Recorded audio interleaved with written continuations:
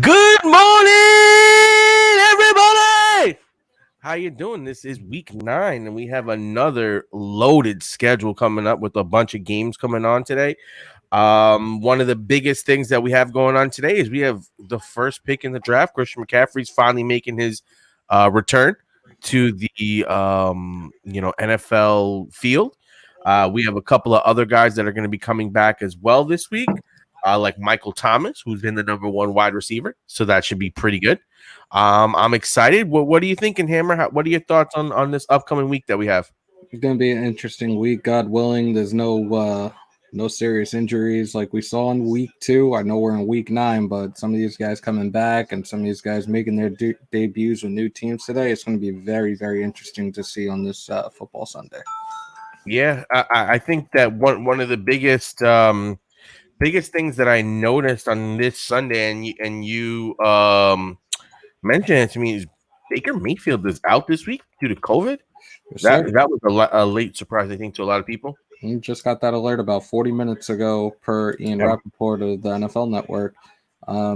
He is on COVID-19 reserve right now, so he will not be starting for Cleveland this afternoon. Yeah, that's kind of a big deal, especially with the Browns looking halfway decent on the this season. They have a chance to make the playoffs realistically, but it's going to be really interesting to see what they do now. They don't have OBJ, they're not going to have Chubb this week, and they don't have Baker. Who are the Browns playing? You're making me look this up now. I'm not even sure who they got on the schedule. Let me pull it up. Let me see here. Let's see who the Browns got.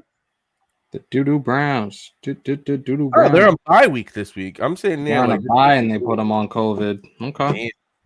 So that's something that we're definitely gonna have to keep an eye for next week. Well, it's only the thing with the COVID-19 reserve. It's only a couple of days.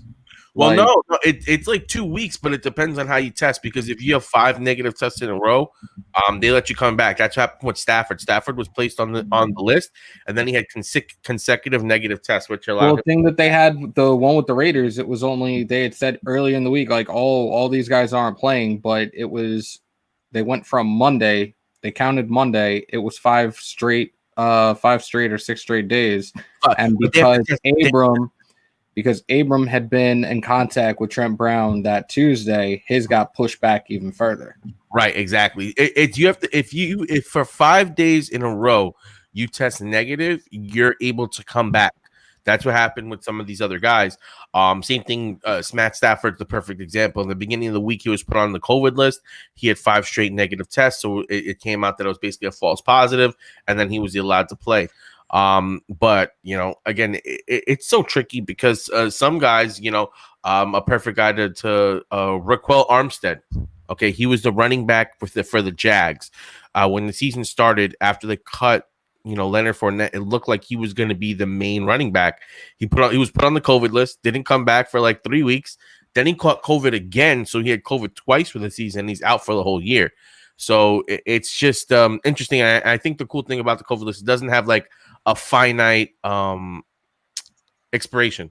Like if you still got symptoms, you could still stay on there. It's not like they have to take you off. But 5 negative tests and you can come back. So the good thing is, I think a lot of people were scared that Stafford wasn't going to show up because with no Galladay this week, Kenny Galladay is out with the hamstring injury. You're looking at guys like TJ Hawkinson, who's elevated himself, I would say, into the top 5, top 7 tight end conversation after Carroll's gone down for the year, pretty much, or for most of the fantasy football season.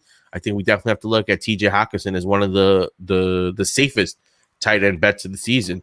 What tight ends are you looking at right now with all the injuries that have happened? The biggest one obviously being Kittle out for the year. What tight ends are you looking at in that value range? Obviously, number 1 right now, I'd say, is probably Easy Kelsey. Number 2 and 3, we're probably looking at a toss-up between Waller and Andrews. Nah, you got it spot on. It's Kelsey, Waller, Andrews. Hawkinson is actually number 4 right now. Gronk has squeaked into number 5. And after the conversation we had last week, I told you it was going to happen. I told all fantasy owners all throughout social media that were asking, do I bench him or not? He's getting hot now. And man, I'll be real. That was a touchdown that he had. But what was his full numbers from the night? Let me pull it up for you guys right now. I don't know, man. There's a lot of people over there, so it's getting scary to me. There is, but again, he had 4 catches, 41 yards. Brady, as long as he has played with Brady, he has been his hot red zone target, regardless of the weapons or lack thereof that he had in New England. He still has that connection with Gronk, and it's going to be the same from here on out. They've said it, and I've said it. November and December is when Brady gets hot, and that's what we're going to see over the next couple of weeks. Just wait. And now Antonio Brown is in the mix tonight against New Orleans. He's making his debut. It's going to be interesting to see how the distribution goes among the receivers. Yes. Someone's going to get someone's going to be downgraded. There's no way you can have Godwin and Evans as being top 12 receivers. You could have Gronk as being a top 5 tight end. You're going to have either Fournette or Jones as being top 10 running backs. And then you're going to have Gronk come in and all the Gronk and Brown and everybody else come in and get the distribution. And then let's not forget about guys like Scotty Miller and all the other guys who've been, playing throughout the season. Who Scotty Miller is going to be that one that probably gets downgraded now. I'm sorry to say that. And I'm sorry to say that to all you fantasy owners. I think right now, when it comes to receivers, he's going to get downgraded. Yeah. I think last week was his last week of use. I actually wavered for him in my 14-team league. Started him. After I started him, he was immediately cut because not only is Brown back, Godwin's back. So the target distribution there, especially with Gronk, Gronk's hitting like if I'm looking at his stats correctly, he had 4 catches last week. He had 4 catches last week, 5 the week before, 3, 1, 6, 2. So obviously with some of the injuries there, Gronk has gotten the opportunity to get more. But like Hammer said, in the red zone, that is one of Brady's number one things. So every week he does have an opportunity to score, but he's becoming a very touchdown dependent option in my mind. When you look at who would you rather have, TJ Hawkinson or Gronk? Toss up. Realistically, it's a toss up. I don't know. I think I'd much rather have a TJ because TJ gets that work. Especially when Galladay right now, depending on how New Orleans defense plays tonight, I'm telling you right now, Brady will look to AB for his first touchdown. Yes. I'm telling you now. So anybody that owns him today, you better plug him in. He's going to get his first touchdown as a Tampa Bay Buck today. I think so too. Just because, if you remember the first game that he played with Brady versus the Dolphins, yep, he was looking to him early. He was looking to him often. And the thing about him that I really like a lot is he reminds me of the way Edelman would play with Brady. Is that he would be able to just be that outlet, like blitz is coming, or you need to make a quick decision. That slot to the slant. I mean, the slant to the slot. That's going to be, I think, the bread and butter of Brown all day. Just because in that position, it's like you need to outload the ball quick. You need to get some rack, and that's where I think Brown is going to really specialize. So I'm really excited. I think Brown could end up being the number 1 wide receiver on the Bucks. To be honest, I just think he fits perfectly well with the way Brady likes to play. Because he can go deep, he can go medium, he can go short, he could take a hit when he gets the ball, he can make a move and make a man miss. He literally can do it all. Whereas I don't see Mike Evans as being as explosive as a Brown, and I don't see Godwin as being the route runner or the catcher that Brown is. Because let's face it, Brown is one of the best wide receivers in NFL history. He's a top 10 wide receiver all time. So I think that's going to be a great situation to watch going forward. One guy who didn't get Brown, who was looking at him, who really blew up, was Aaron Rodgers. My God, Aaron Rodgers looks like he's playing vintage. If you look at his last 2 years, he's thrown about 25 touchdowns total through all 16 games, although he's been dealing with injuries the last 2 years. This year, he already has 24. So he through 8 games, he already has as many touchdowns as he had the last 2 seasons. So if you hit on Rodgers late, you are, riding all the way to the bank and you're happy. But the quarterback position is going to become very vital as we get down into these playoff weeks, because let's face it, injuries are stepping up. We saw another guy go down this week in Miami. Myles Gaskin. Myles Gaskin was a guy that I had replacing Saquon in a lot of leagues. He's someone that I really depended on, and boom, now he's gone. And then we try to pick up Breida and be like, Breida's going to be the back. Now he's gone. So you're looking at Jordan Howard and Patrick Laird as being your starting running backs for Miami this week. And I think that's a scary situation. How do you feel about Miami this week? A little nervous, just a Yeah. little nervous. Yeah. I want to see more out of Tua after what he did last week. I understand they were kind of, I guess, somewhat handling him with kid gloves in a sense with his passing and how much he threw and everything. But I think they're gonna let him just get into the mix of things, and they're gonna take the chains off real soon. Maybe even today. We have to wait and see what he does. Now, the big thing about Tua, I think that scares a lot of people is that last week, well, let's put it like this: the defense also changed the game flow of that game, so it didn't really allow Tua to just come out there and start flinging the rock. Because when you start taking a lead over a team like the Rams, yeah, you're going to want to run the ball, control the clock, take your win, not put your guy in risky situations. But overall, Tua did not look that great last week from everything that I saw. And again, this is a rookie. That's true. This is a rookie that did not start at the beginning of the season. This was a rookie, and we had the conversation going into when we did our preseason rankings of how things are going to be different. Mm-hmm. He didn't have a training camp. He didn't have a preseason. Nobody really got to see what he was doing except for the coaching staff and his teammates in their facility, and that's it. So just like Gronk, not really like Gronk because Gronk is a seasoned vet. He was retired, granted, but it's a feeling out process. Like this is going to pretty much more or less be his preseason, at least for another week or two, if that. Now, I think here's where the big question comes in. So let's just say Tua looks bad, right? And he keeps looking bad, which would seriously kill, guys like Parker, Preston Williams, and all the other guys. But what happens then? Like if he looks really bad, right? Do you start thinking about drafting another guy in this draft? Or are we gonna pull a Josh Rosen with him? Listen, man. No, I listen, man. I don't want. I really don't. Especially when Herbert was drafted the pick after him. Like it's one thing if you draft him and then he was the last quarterback, nobody else came out. But the pick right after him, you look at Herbert should have been out. Yeah, but Justin Herbert should have been out 2 years ago, and everybody knows that. Like I know that because I watch Oregon. Like the kid is a special talent.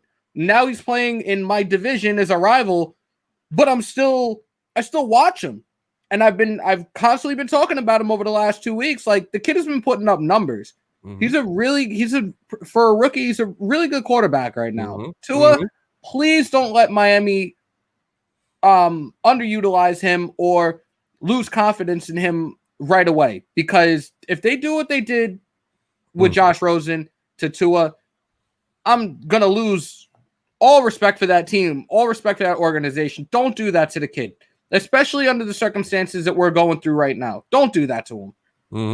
I think regardless of anything, he should be given another shot for next week. I think that's not next week, but for next year. But I think it's something that they may have to start looking at, and they're gonna. I think that's one of the big reasons why they just threw him in there, which actually is going to hurt a lot of fantasy owners because face it. People drafted Devontae Parker expecting him to be a top 25 wide receiver. People had Ryan Fitzpatrick on the team playing like a top 10 quarterback. So these are some players that you like. I don't know what's going to happen with Parker for the rest of the year. I don't know if he's going to be startable. I'm starting him again this week. You're making me want to look him up and just see who. Parker. Man, Parker's been bad this year. Where his ranking is right now, like this is going to be going into this week. So yeah, but going into the season, he was a top 25 option. Yeah, and today in the rankings going into week 9 against Arizona, he is ranked 28th. Now let's see his overall. Right now, with his fantasy points, he's ranked 33rd. He's 15th with 3 touchdowns, 39th with 367 receiving yards, 9th in contested catch rate, 2 drops, which is 38th among receivers. He's left like 2 or 3 games with different injuries as well. So that's another thing. But at the end of the day, when we drafted Parker, we expected him to progress, to show more. And with this situation, I mean, he had Fitzpatrick and he wasn't balling, and now with Tua, I'm not gonna lie, it's worrisome. And as a Parker owner, I think that's something that we have to look at is maybe finding contingency plans. Take into consideration who Tua opened up against, and a lot of people The Rams. looked into that matchup like, "Yo, is this going to be like the best You're right. decision to start him against You're right. Aaron Rams, Donald, especially Ramsey. with that defense? Like Yep. Aaron Darnold coming at you a million miles an hour. Like, I get it. And now I'm actually looking up at my TV. Sorry, guys, but they're already talking about this matchup today between Miami and Arizona, and it's Kyler versus Tua. We have to see how this plays out today. I would, like I said, against a defense like the Rams, it wasn't the best scenario for Tua to debut, but realistically, and I'm going to ask you this, Taco, like you wanted to put him in a good situation, even though Miami has a good record right now. They do have a chance if they continue to progress to make the playoffs. Most likely, look at how bad New England's playing right now. Do you think it was the best time to start Tua now? I think it depends on where you're looking at it. Is the best decision for the fans? I don't know, because as a fan, as a team that's been not winning for so long, you want your team to play as best as it can, go as far as it can, and see where the chips lie. But as a front office, you have to look at it a little different. You're trying to build the pieces necessary to build a strong foundation or a strong house. And one of the most vital pieces is the quarterback. And when you're watching guys like Burrow, and when you're watching guys like what's his face? Herbert, and you have the Houston pick, which is going to be a top 5 pick. You have to see what you have in Tua, because what if Tua is not it? What if Tua just doesn't look good, and you're sitting there and there's a Fields there, and you can draft Fields, and you're sitting there and you're like, we know that Tua. I mean, let's not face it. Tua came in as undersized for the position, and he would have to ball out. He had to play like Russell Wilson, play like Drew Brees in order for him to become an NFL star. If you don't see anything like that, and you're in the rare opportunity of having a playoff-ready team and having one of these top quarterbacks there, I think it's something that it's the most important position. I know that. I mean, Tua will still hold value. You'll still be able to trade him. But I think you have to see what you have in him. So for the fan base, it's kind of rough because you want to win. Fitzpatrick is your best shot to win now, but you got to see what you have in Tua. They want to win, but I was listening to Anita Marks last week, and she's from Miami, and she had some people call in from Florida, including her mom. Shout out to Mimi. They were extremely excited when they called in about it. Like, they want to see what the kid can do, and I get that, but how Fitzpatrick has done the last 2 years that he's been in Miami and the numbers that he puts up, he's looked good. I know he's, not to be disrespectful, he's old. He's a journeyman, but let him do what he has to do for the time being. But I do understand what they're trying to do in regards to trying to see what they have in the future in Tua. We just have to wait and play this out and see what happens. I hope that they don't go on a slide over the next few weeks to where they're like, yeah, we're putting Fitzpatrick back in, and we'll think about you during the offseason. I think that's the worst case scenario, and I think the worst part is they may be able to win games like they did last week versus the Rams, where Tua doesn't have to throw, Tua doesn't look great, but they keep winning games because that defense, they made a lot of great signings, and if you look in the second half last year, they started playing really well, and I think it's all starting to come together, and everyone wants to talk about how bad the Dolphins defense is. They signed cornerbacks, they signed Jones from Cowboys. They had Van Noy from the Patriots come over. I think they signed someone else from the Patriots.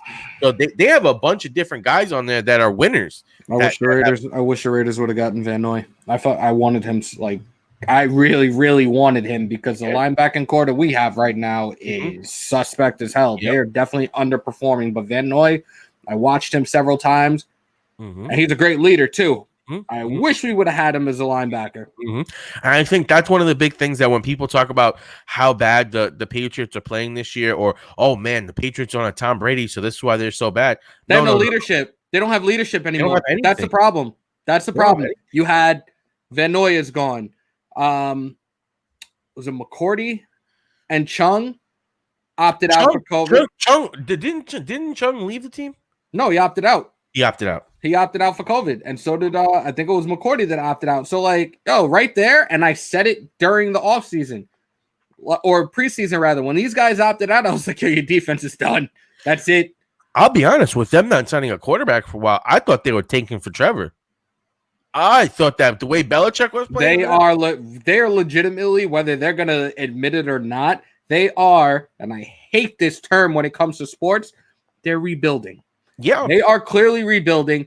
Yeah. I don't think they're gonna tank for Lawrence. It doesn't seem that way. But you know what? When you had Gilmore, yeah, I get that. But you had Gilmore. Apparently, Gilmore was on the trade block as well. But trade deadline went by, and guess what? He's still a Patriot right now. Yep, but I also think with the Patriots, I think the Patriots are going to rebuild just like the Warriors. It's like we're going to have one season where we're going to stink, and then bam, we're right back at it because they're going to have a ton of cap space next year because they had all this dead cap that's going to be gone. I think it's just a strategic move where Bill Belichick again is playing chess, not checkers. He's like, okay, I moved everything all in to get Brady what we can to win.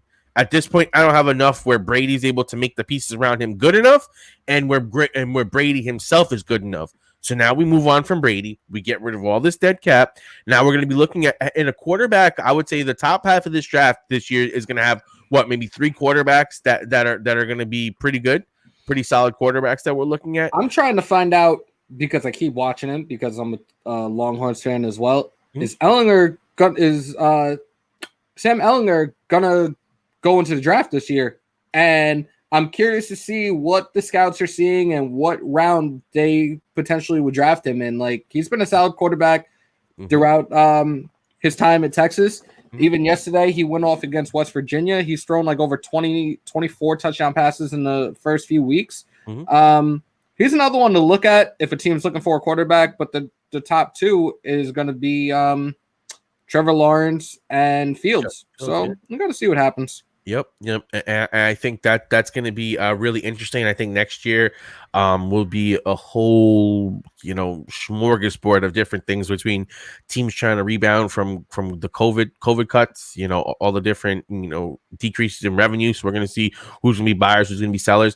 I thought that the Cowboys would have bought a quarterback this year and trying to make the playoffs. But nope, they're starting out there with Ben DiNucci and some other dude who I forgot his name. But one of the big news is that came out in regards to this, and we need to know for fantasy is Zeke. Is he going to play? Is he not going to play? His hamstring issues.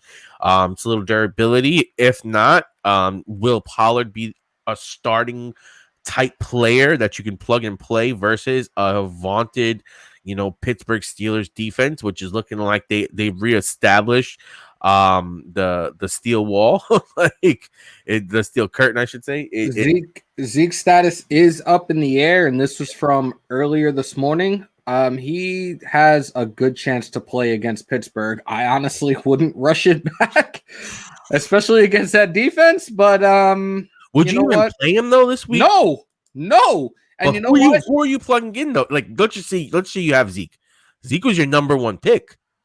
It's not a lot of times that you're sitting there where you have someone that you can be like, I'm going to take my number 1 pick out and put somebody else in, especially you better check the waiver wire or also see what you have available on your bench, because right now he's not a top running back right now, not with how bad that offense has been.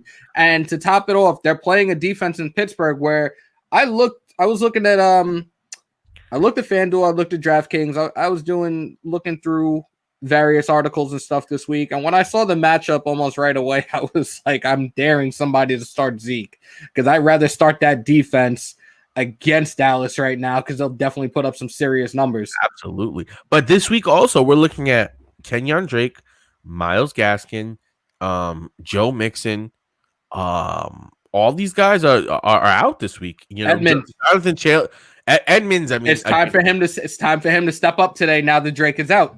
Yep. I mean, a lot of people, Edmonds was the number 1 waiver, I want to see, like 2 weeks ago. So, a lot of people were holding him through that bye week. And now they're ready to roll with him, but it's a situation where the starting running backs are not looking too good. Like I know a lot of people got burned with Hasty, because we expected Hasty to get a lot more touches and a lot more carries, and McKinnon was the one that ended up taking it over. It was a reversal from the game the week before. So I think that was something that we had to watch. But again, game flow kind of dictated with them being down that they want to pass the ball more. So, that was a situation to watch.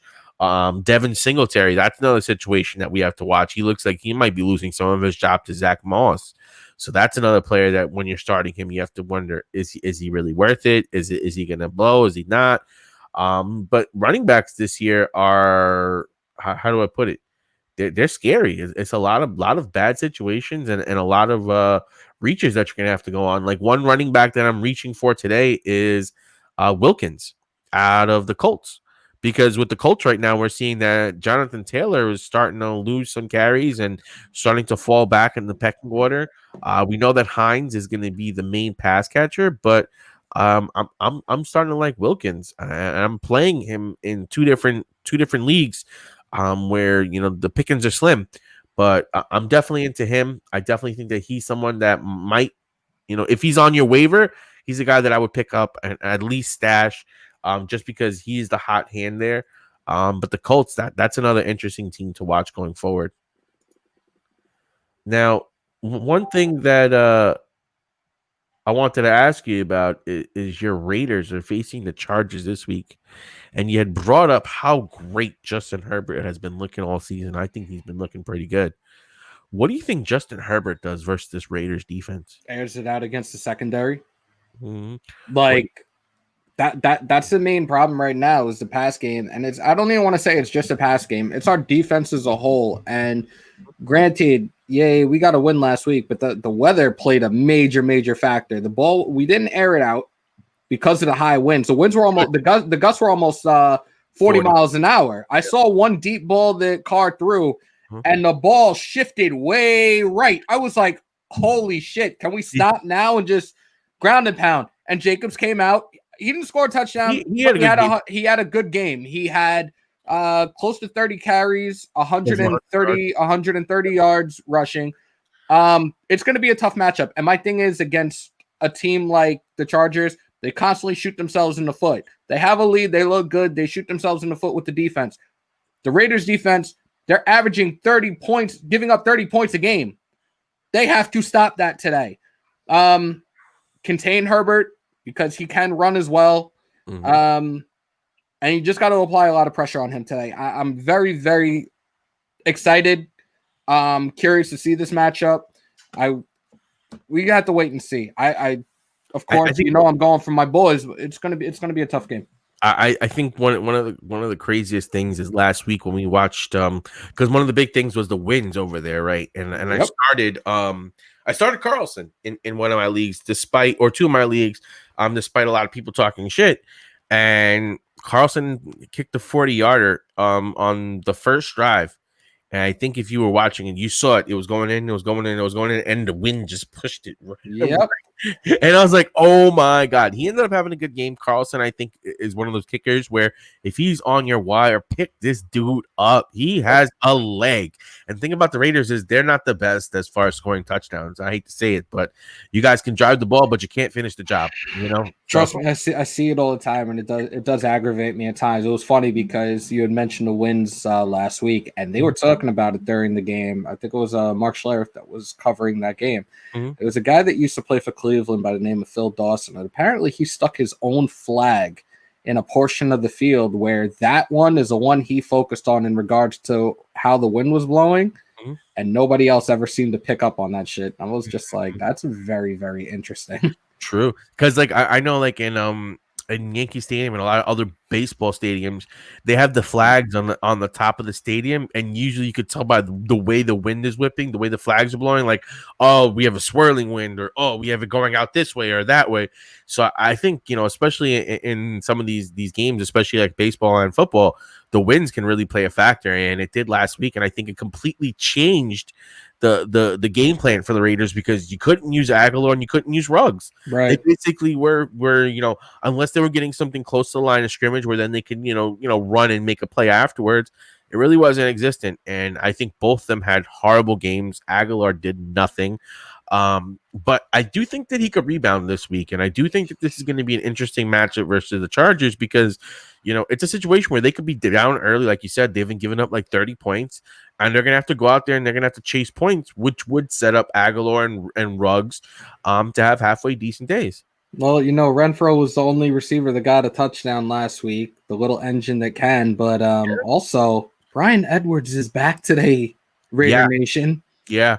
Bryan Edwards is back. This dude is a big body, and he was making things happen until he went down. So, Carr has some weapons to go to today. And Carr's been playing pretty good as far as like his passing. He's been getting more yards than most games. He has I think 5 games with over 250 yards over his last. Accuracy is on point, bro. That's the one thing. His yardage. His accuracy and his yardage has been very good. And today he comes into week 9 ranked, going into the rankings ranked 14th. Fantasy points, he's ranked 20th.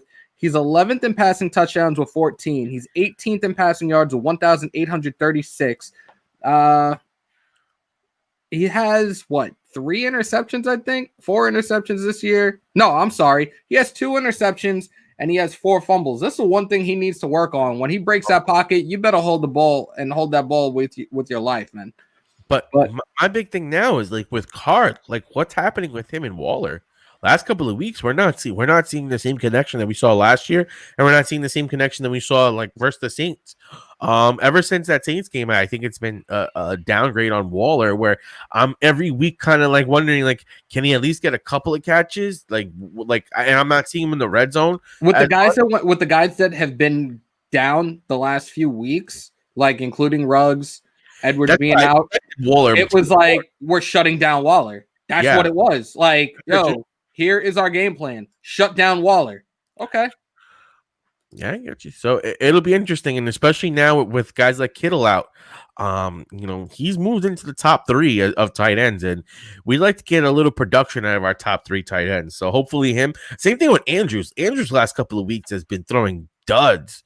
I'm sitting back. I'm like, ugh, the game flow in the Philly game was crap. Well, we had that conversation, and it has to do with Baltimore. Baltimore, with their receiving core, they have been a problem in regards to catching the ball, and at the same time, Lamar Jackson is on a slide right now. Yeah, and people are talking about it. He is regressing terribly right now, and it sucks. I actually saw that I figured him out. I think that's also pretty much. Yeah. That's exactly what it is. It's okay, you are a dynamic runner. Let's run some zones. Let's run some QB spies. Let's run a little contain. Let's force you to throw this ball, and let's see what happens. And that ain't it. That ain't it. I think some of those scouts that said he's a running back that can throw are starting to come back, and they're starting to look like, I don't know if they're right, but he's a running back. You know what I mean? It's I told everyone Mahomes over Jackson in fantasy. The running aspect of Jackson is great, but I mean, I think Kyler Murray has passed him as far as that goes for this season. He's a better option, Kyler Murray. He's doing everything that Jackson did this year, and Kyler Murray to me has been, wow, what a revelation. Last year, he had so many games where he didn't throw for a touchdown or he didn't look that great passing. But the combination of him and Hopkins and him and running, they are running that kid. And he slides and he doesn't take a hit. And he's safe. I'm good. And I think that's something about Kyler Murray that I really love. And I think that going forward this season, he is a top 3 quarterback. I play him above Lamar Jackson. The only 2 quarterbacks I put above Kyler Murray are Russell Wilson and Patrick Mahomes. Oh, what about You're not confident in A-Rod anymore? For fantasy, I just the running capability of Murray is just fair enough. Too fair enough. He just takes that ball and he will my God, I'm really worried though because he's so little that he takes that wrong hit. Ay caramba. He likes to just get out there and run.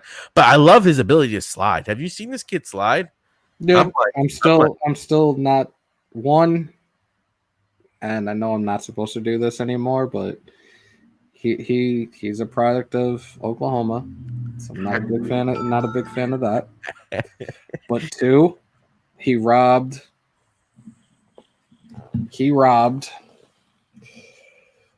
Rookie of the year. bullshit. Bullshit. Okay? Like, yo, the kid is good. The kid is good. He's a talent. He's mad little, but he's a talent. Yeah. And I think this is a perfect segue into daily fantasy sports. I am definitely running with Kyler Murray this week, but I'm also running with Justin Herbert because just like Hammer said, that Las Vegas secondary has been really suspect and Herbert's been on fire. So I definitely went that way. It's going to be an interesting week, especially when he said guys like McCaffrey, they're going to be in limited snaps. And if you look here, he's vaulted all the way up to 9,500. So that may make me rethink that. But overall, who are you looking at this week for some daily guys that be interesting to you? Like, I mean, I think we both mentioned it. This is the Chase Edmonds week. You get Chase Edmonds, you plug him in, you play him. He will get the volume. He doesn't have to worry about Drake. I don't think Miami is a team that anyone really fears, but they're not horrible. You know, a couple of weeks ago, you had me sold on Edmund when I did one of the weeklies on, I think it was DraftKings, and of course, all of a sudden Drake out of nowhere. Yeah, I was like, I was ready to call you and be like, what the fuck did you do to me? Yeah, but I'm definitely liking him this week, especially because Drake is out. Yep. Pat Mahomes, obviously, against Carolina. I still think he's going to show up and show out. Definitely, especially after what he did last week. I love DJ Dallas this week because, again, there's no Carson, there's no Hyde. And if you look at what he did last week, he put up some good numbers. Right.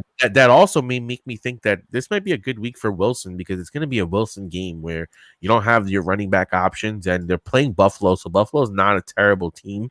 So I think it might be a good game to start Wilson, maybe start a Wilson DK stack. I think I might do that in this one. I like that, and at the same time, Wilson right now, in my opinion, going into today in regards to projections, he's slated to be the number one quarterback with this matchup. He's projected to put up close to 24 points today.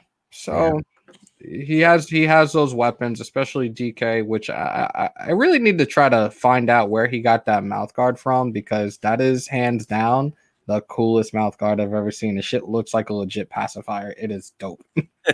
Just putting it out there. Like one player though that I'm looking at that does scare me a bit though this week is Chase Claypool. We've seen him go up, we've seen him go down. It's a high-powered Pittsburgh offense. Yep. It's a Pittsburgh offense that's going against the pathetic Dallas defense. Yep. Now the biggest question is how much work can he get? That's the thing. Do we know what the distribution is going to be like? Because I believe Deontay Johnson is back in the lineup as well. Yep. So Juju's there. Yeah, you and I just talked about this in regards to this matchup, and I was salivating when I saw it. I was like, they're gonna fucking bust the doors open on the Cowboys. Yeah. But it's like, who do I want to go with? Who is gonna put up the consistent numbers? But Roethlisberger loves to share the ball. He'll give it to the hot hand, but he likes to share the ball a lot, especially with the weapons he has. So it's hard to really even do a stack with him. Mm-hmm. Let alone do you just take two receivers and make one a flex and be like, hey, let's see what both of them can do today. Do you take that risk or not? It's hard to say depending on what their game plan is and how the distribution is going to run for them today. Yeah, I mean, yeah.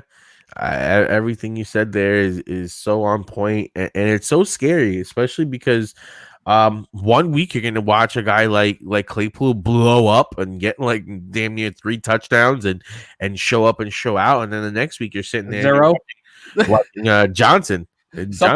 Somebody put a video up the other day about like how they were so hyped when they draft Claypool after he put up that like 40-point week. Then all of a sudden, everybody get him. 2 weeks later, 0 points. Like, why did I just do that? Yeah, like, my God, I had him in my lineup. I had him in my lineup for the big game. No, sorry. I didn't have him in my lineup for the first big game. I had him in the lineup for the second big game, and then I had him for the third game, which was the dud, where he had negative points in my league because he fumbled and lost the fumble. And then I had him in another league where, or last week, where he started off real slow and then ended up, saving his day with the touchdown. But I think Johnson left that game halfway through. Which it seems like whenever Johnson's out, Claypool balls. Right. But that's exactly what it has been. And please don't tell me I'm looking at your lineup right now. Please don't tell me that you are planning on starting Mark Andrews today. Yes, I do have Mark Andrews in one league. Yes. Bro, yes, sit him. Why? I'm telling you right now, sit him. Why? One, the matchup that he has against Indy, I'm not I mean, that offense is scuffling right now, bro. Like Andrews to me, like if you look at Andrews, right? All right, here's what I'm thinking here, and I am a Mark Andrews owner in regular fantasy. I need Mark Andrews this week, so a lot of times when I'm building my daily team, I like to go with players like this because I need him in real life, or not real life, but in fantasy real life. so in this situation, it feels good. But if you look at his game log here, 4.7, 3.1, 3.7, 3.4, he's had 4 games where he's dudded out and 3 games where he's gone over 14. I'm expecting this is going to be a game where he's going to. You know, it's not going to happen. He's going against a stiff Indianapolis defense that doesn't bode well for Lamar Jackson. Jackson hasn't topped 210 yards or completed more than 20 passes since the season opener. He bottomed out last week, completing 46.4% of 28 attempts and turning the ball over 4 times. Andrews only caught 5 balls for 53 yards in the last 2 contests and is facing a Colts defense that's ranked number 1 against tight ends. I'm telling you, bro, do not start Mark Andrews. And anybody else that's out here watching right now, do not start Mark Andrews this week. I know what you're saying, and I hear you. Like, I hear you, bro. I hear you. But at the same point in time, there's a manager that I like to reference. So you sound a lot like him. It's called Kevin Cash. Okay, you and your analytics. Oh, okay, here we go. Don't ever. You and your analytics, man. Shut your whore mouth right now. Don't put me in that category of analytics. It's just I'm telling you. And you know what? It's funny that you're telling me, I'm talking analytics, but the last few weeks when we go back and forth on picks and people that have asked questions for stardom sit-ems, like 9 times out of 10, I've been right. Look at Herbert the last 2 weeks. I mean, let's be real. Herbert, he's been a start. I mean, we're talking about in daily versus a guy like Tannehill. Where again, I called you the other day, like early in the morning, about another one besides Herbert. I can't remember who it was right now, but it was like you weren't sold, but I was like, just wait. Oh, it was Hollywood Brown and Justin Jefferson. No, Hollywood Brown and Robert Woods. Oh, I'm sorry. Yeah. I did say go Robert Woods, and Robert Woods put up 21.2 points, while Hollywood, he had a touchdown pulled from him. He had caught the touchdown. And really? So it would have been what, 21 points to 10? Not even like nine fantasy points because he only put up like 2 points that week. Come on, bro. I mean, again, I did go with Woods on that one, so let's not act like I didn't take Woods on that one. But it was something that I could debate. And again, I'm expecting that these Baltimore pass catchers are going to break out. It's not going to stay like this forever. And the Colts have been a really solid defense this year. They, no mistake, have been one of the top 5 defensive units, especially in fantasy, because they put up touchdowns. Yep. With that said, I just can't see Mark Andrews staying like this. He's had 3 catches, 2 catches, 6, 3, 3, 1, 5. Based on the stats, based on the history, based on the way things go, this would be the game for him to come back. I'm telling you now, he's going to become more of a touchdown dependent today. He's been a touchdown dependent. It's a risk, bro. Yeah, but this makes him an extreme risk against a team that hasn't allowed a fucking tight end to score in 9 games, dating back to last season. But don't you believe in do? Don't you believe in do? The tight end is due to score versus them, right? I mean, you could look at it from that perspective. Wow, 9 games they haven't allowed a tight end to score. We have one of the best tight ends rolling in on a team that needs this win. Then you're being optimistic going into it. So if you start him and you start him, and I'm telling you now, if he plays like shit, I want you to just bring it up next week and be like, yo, Hammer was right. Well, no, I mean, obviously, I know that there's an associated risk with taking him here. Obviously, there's a good chance that he's not going to blow up. Like I said, I have him in my regular fantasy thing. I like to double down on those guys, so I'm starting Waller and I'm starting Andrews, one in one, one in the other. But if you look at your boy Waller, it's not like Waller's been killing it. 5 points, 14, 13, 11, 1.9, 22.5, 7.5. It's kind of the same situation. But you also have to look, our first couple of games, we had like the toughest schedule, and some of those matchups were just ridiculous. Like what? I mean, the New England game, New England doesn't have anyone. I'm shocked that you guys played so bad. Yeah, but that was the game plan because they were down guys. It was shut down Waller. That was it. I'm telling you now. I said it before about the Chargers defense. They seem to shoot themselves in the foot a lot. Yeah.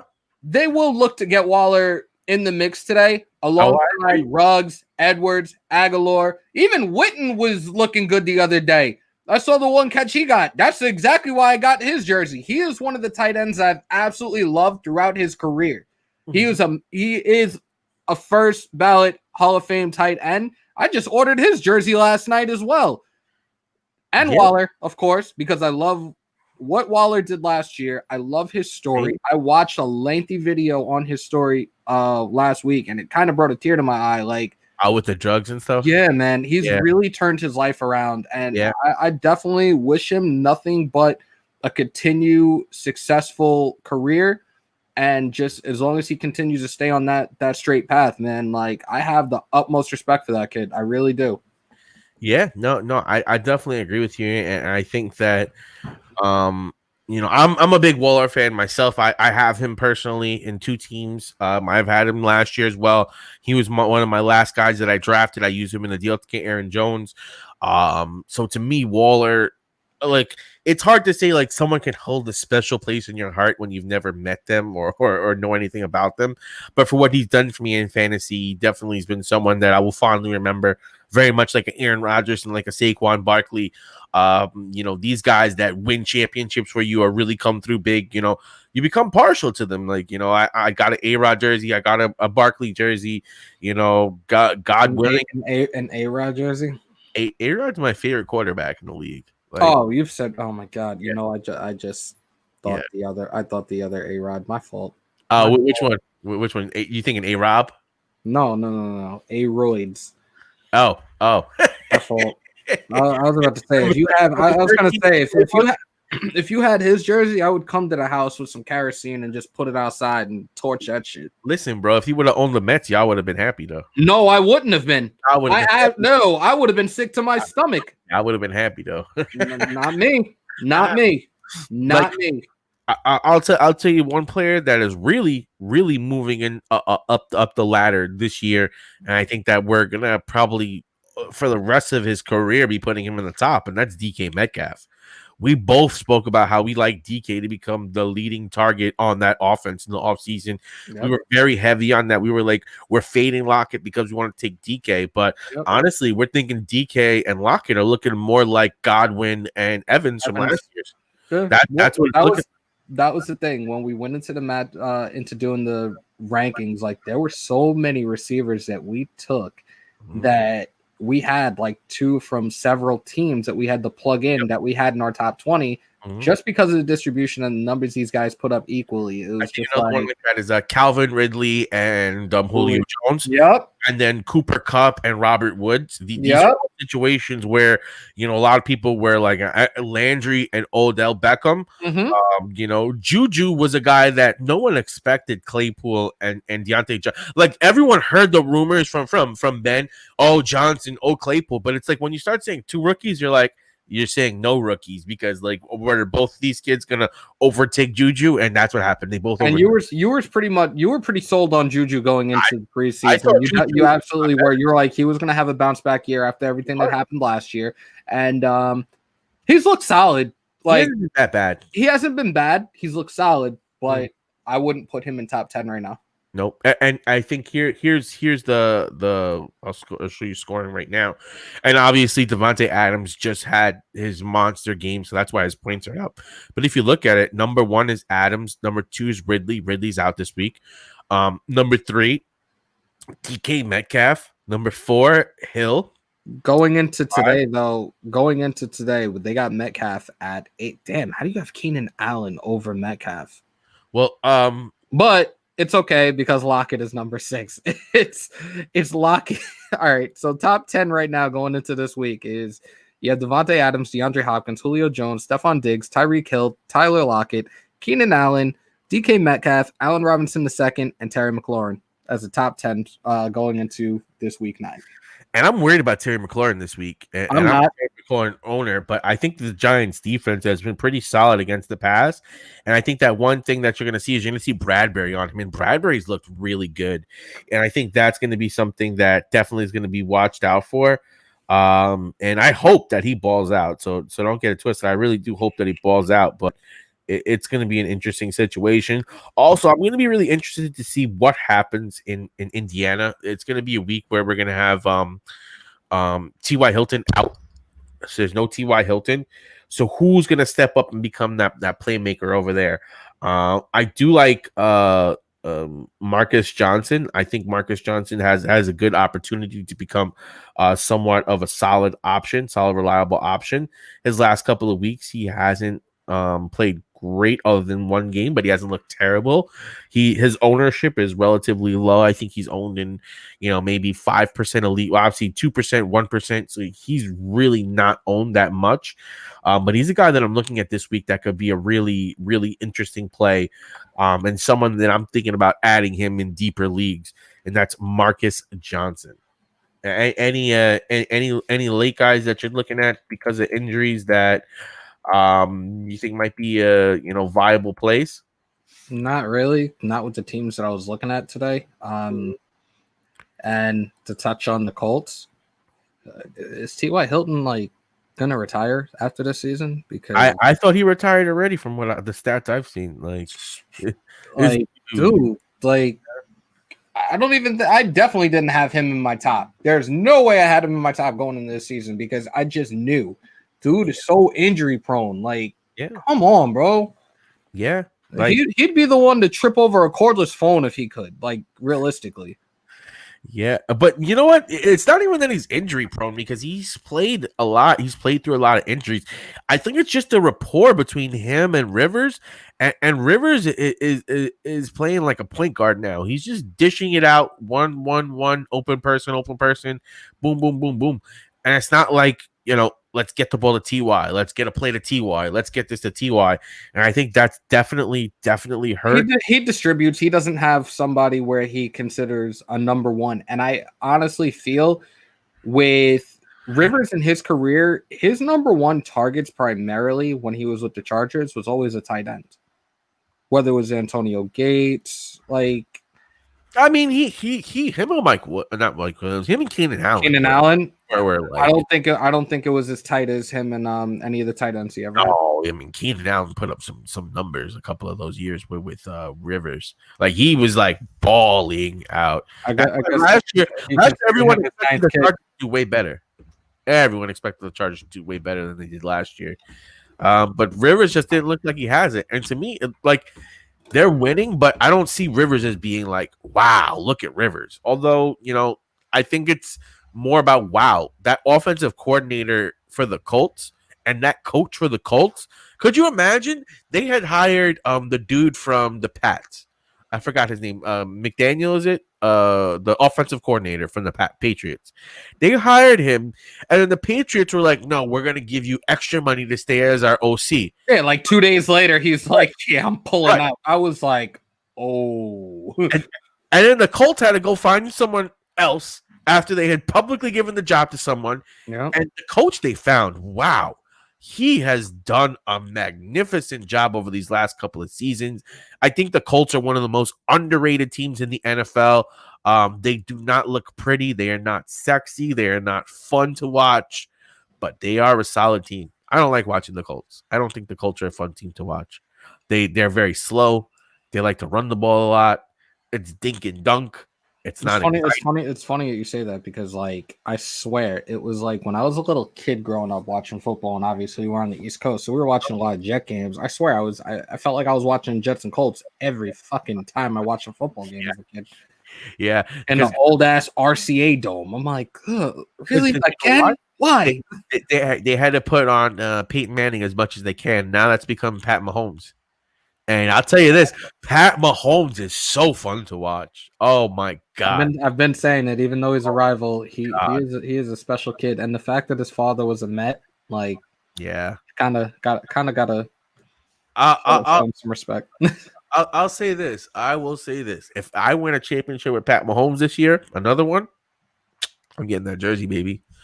You're gonna see me rocking that KC. I'm not allowed to wear that jersey. I'll be kicked out of every single Raider group. I'll be kicked out of the black hole. I still have my my black hole nation certificate somewhere in here, but yeah, they'll pull my card and everything. I'm not doing How do y'all feel about Warren Sapp? Is it like a love-hate relationship?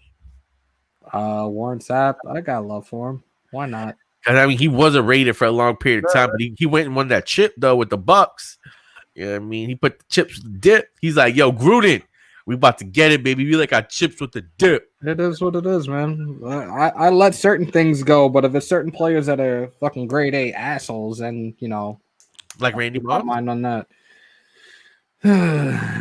I was never a fan of Randy Moss, to be quite honest. What he did to the Raiders was like, I'm not playing for you guys. he was always doing stupid shit. This is the same jackass that ran over a traffic cop with his car in Minnesota. Like, when it came to tight ends, and this was always a great debate for us as kids.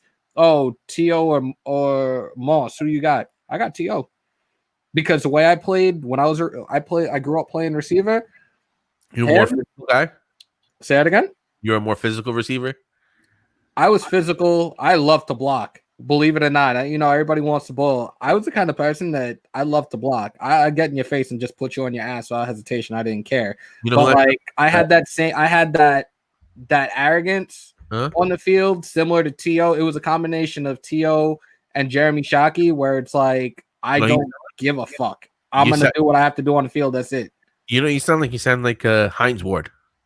Sounds exactly like Hines Ward. Hines Ward, that was one thing I can remember about Hines Ward when the Steelers were winning their championships. This motherfucker can block. I love getting physical. That was my thing. Like, and even that was probably a reason why I stepped away 3 years ago from playing semi-pro football. I was always a physical person, and I was the kind of person, even growing up, before this whole concussion thing, I was all about, I'll hit you helmet to helmet, and I'll always win.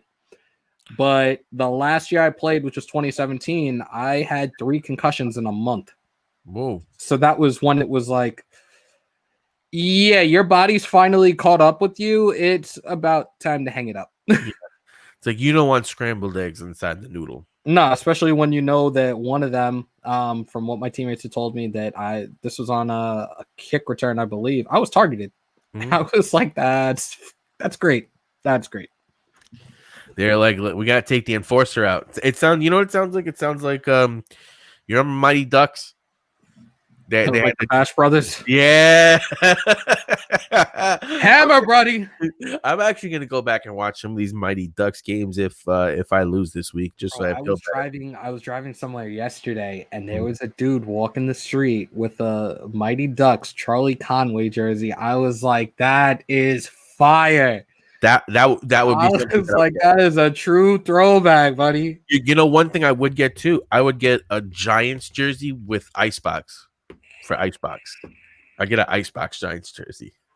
That would be my thing. I'd be like, yeah, because let's face it, Little Giants is one of the all-time greatest football movies ever. Like, I think that's top 5. That and The Replacements. I put any given Sunday in The Replacements up there. Willie Beeman, like, let's be real. I sat there and watched Any Given Sunday a couple of weeks ago, and it just, man, it makes me. even watching certain games today, it makes me miss playing so much. It makes me miss like my teammates and all the fun that we had and stuff. Like Some of those speeches, like the speech that they had with Al Pacino with yeah, Inches, and oh my god, Peace by Inches. yeah. So shout out to Baldwin High School. Sorry, Taco. Before every single game, we would play Al Pacino's speech just before we came out onto the field, and man, Now, question: was that before or after you guys? Because during my period of time at Freeport High School, which is a rival to this Baldwin school that he brings up, we were winning championships. You know what I mean? We put chips out there. How many of those chips we seen out there from Baldwin with this Al Pacino speech? Sorry to bring it up, but you wanted to go there, so I had to bring it back. You know what I mean? And we won it in 04. We won that chip. Yeah, I missed my senior year. And it I remember wasn't our freshman year, bro. That championship freshman year, whew, we were playing LIC in the snow, and I'm sitting there. I'm in marching band. I'm like that dweeb, son. I'm like, this is my first time really getting into football like that. And I'm watching. And I remember we had this one player on our team, the Brickashaw Ferguson. love you, Brick. Miss you, Brick. He was in band. So this guy was in band. So at the end of the games, Caputo would talk to Brick and everything like that. And when he got drafted by the Jets, I remember I felt so proud. I was like, yeah, that's my school. That dude sat 3 seats away from me. And I mean, that's as close to NFL I'm getting. But we played football together. We ran track together. I was on the track team my freshman year with him and a couple other guys, Jerry Mackey, Eddie Truck Gordon. Those are my big brothers, man. Those guys always had my back, always watched out for me, even as the scrawny little 155-pound soaking wet freshman. Those guys always looked out for me, and those are my guys till I die, man. They really are. Yep. And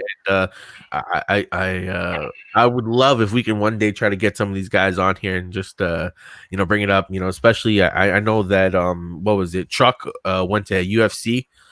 He was doing the MMA stuff. I reached out to him. I got him like a hat from one of the clothing companies I'd done some stuff with. And Brick, I just like a lot of the work that he's done once he's left the football. He's been, he's a huge community guy, and he's just like, he got that from his mother. He's such a great, humble guy, and he's such a family man. Like hands down, one of the nicest guys. If you guys have never met him or know him from a hole in the wall, he's hands down one of the nicest guys you'll ever meet. I will never forget. I moved back to New York in 2008. I was pulling up to Target, and I get out the car, and he's like, Jeff. I was like, holy shit! Like he was around for Jet training camp when they were at Hofstra. Okay, he was going in there to pick some stuff up. So we caught up and exchanged numbers and everything. But it was just like it was so good to see him. Like it had been quite some time. And even Truck when he was a freshman. No, not when he was a freshman. I was a freshman in college. I had a good friend of mine that went to Fordham and went up there, and the football guys were in this little area. And I'm like, yo, do you guys know Eddie? They're like, you mean Truck? I'm like, yeah. I'm sure if that's what you guys called him. They're like, yo, Truck, come out here. And we started shooting the shit, and he got into UFC and everything. And he now owns a gym in Freeport that if you guys are looking to turn your life around, make change for the better, health and everything, you definitely need to check him out. So shout out to big bro Eddie Truck Gordon. Hit him up, find him on Facebook. He's also on other social media platforms, but definitely look him up. Yeah, I know he's big on Instagram. That's where I had found him originally as well. Instagram and TikTok now. He is TikToker. He is lit. He is lit on TikTok. He was telling me back then, because we were talking about it, he was like trying to get his son was really interested in streaming Fortnite, getting into that kind of stuff. So I know that he was going that way. But yeah, I definitely love to see people, especially in our community, that are out here doing things that are, for the betterment of the community, for the younger generation that's coming up. Because mentally, I want to say this generation, they've been going through a lot, and they haven't been. I don't think they went through the same fires that a lot of us went through. Hell no. And I tell people this all the time, especially living in the Bronx now and seeing it's a culture shock for me because of where I grew up on Long Island. Everybody thinks, oh, he talks too proper. He's clearly not from the Bronx, whatever. But you see how some of these kids are now, and I'm not gonna say just the Bronx. These are kids in today's society now. Like this generation of kids are the ones that are going to be taking care of us when we're old. Sorry, but we're kind of fucked. If this is the route that they're going on, if they continue to do a lot of the shit that they're doing. I see it as 50-50, man, because you see some that are like out there that are like, what the fuck? And then you're seeing others that you're like, wow, look at this person that's coming up and doing all this. So I think it's 50-50, but I do agree that a lot of them are making things a little hot out here. Like they're wild boys. Like they don't have no fear of nothing. A lot of them, like they've lived through a lot of the good times. Like for us, just not to date ourselves, but we were not freshmen. Were we freshmen when? No, we were sophomores. When September 11th happened, we were all in the same. We were in the same homeroom, bro.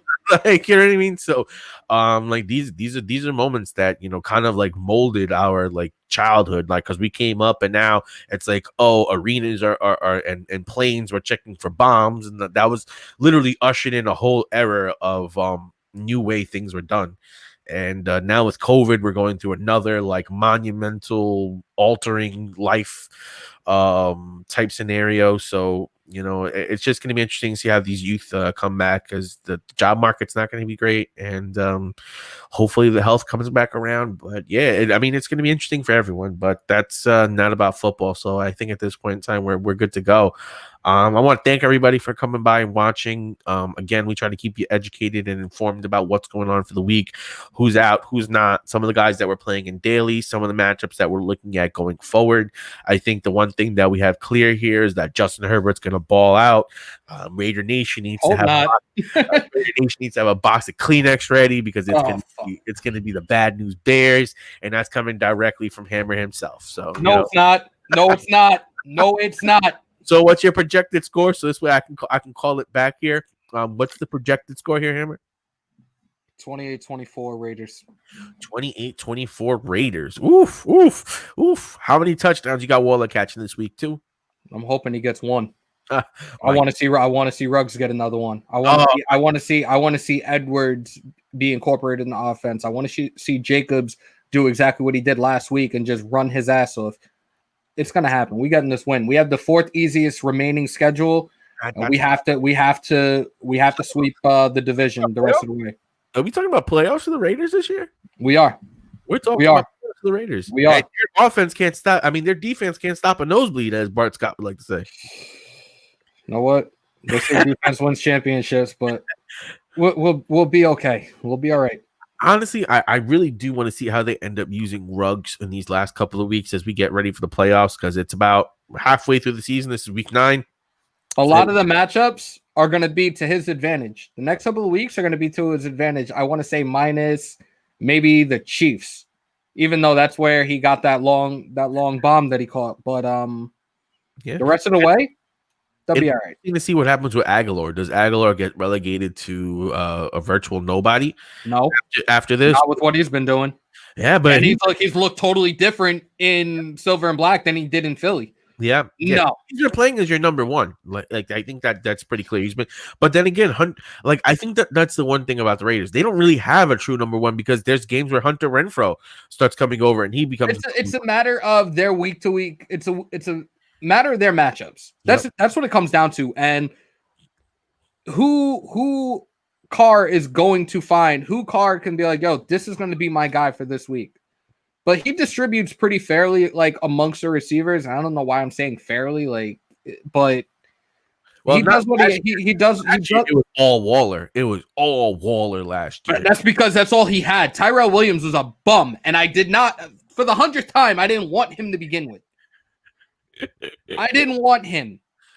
Now, last question here before we head out here, and I'm gonna keep it for the Raiders people, because I know that a lot of them end up watching and following our videos. So shout out to Raider Nation. We got nothing for love for you guys out here. But do you think? Okay, so what? Gruden has about 7 years left on his contract. Yeah, roughly. Yep. How long do you think Carr is going to be his quarterback? Maybe 2 more. If he keeps playing the way that he's playing, I'd say another 2 or 3 years. Because I mean, coming into the season, I think Carr was on that block where if He was, and that's what I had said when I spoke to Han and Bart Scott a while back. The only reason they signed Mariota was to light a fire up Carr's ass. Yep.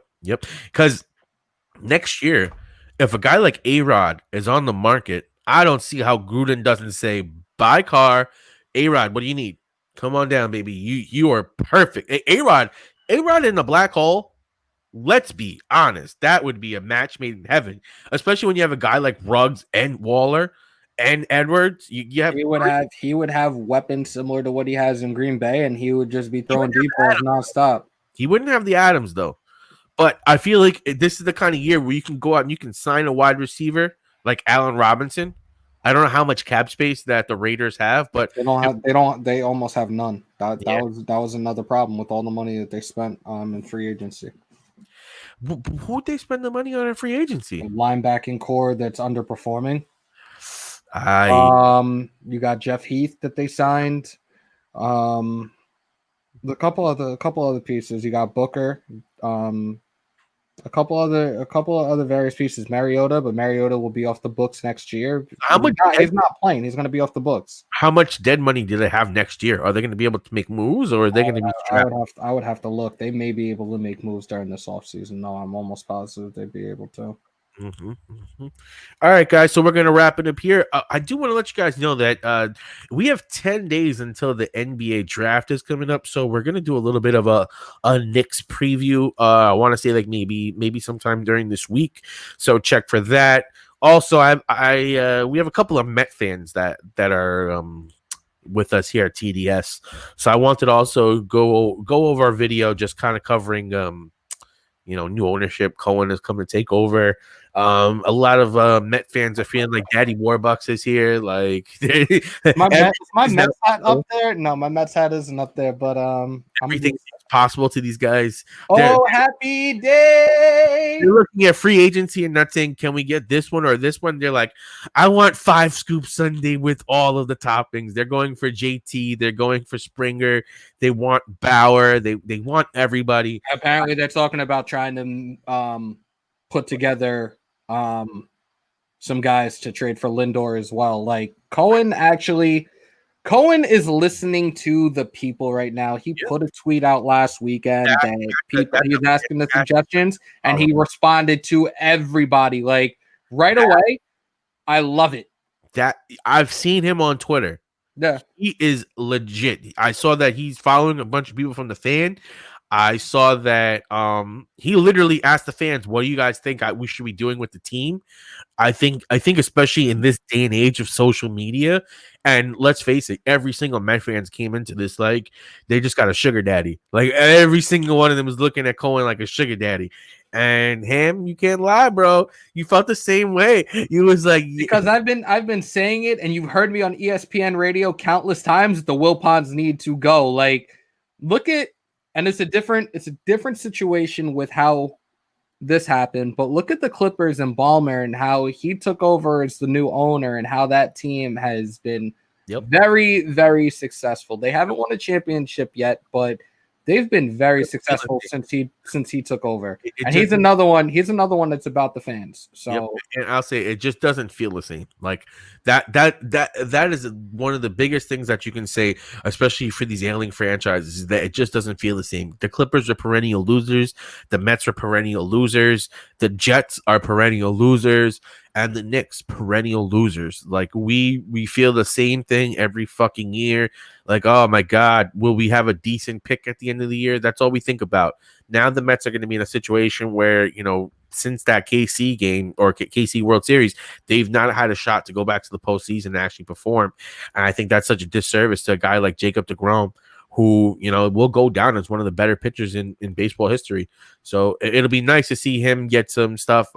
I'm normally a Met hater because you Met fans are so detestable because y'all want to start talking. And the second the Yankees lose, y'all coming out the woodworks like, oh, the Yankees lost. Oh, my God, the Yankees lost. This is coming from a Yankee fan, just like all the others. Oh, we got 27 rings.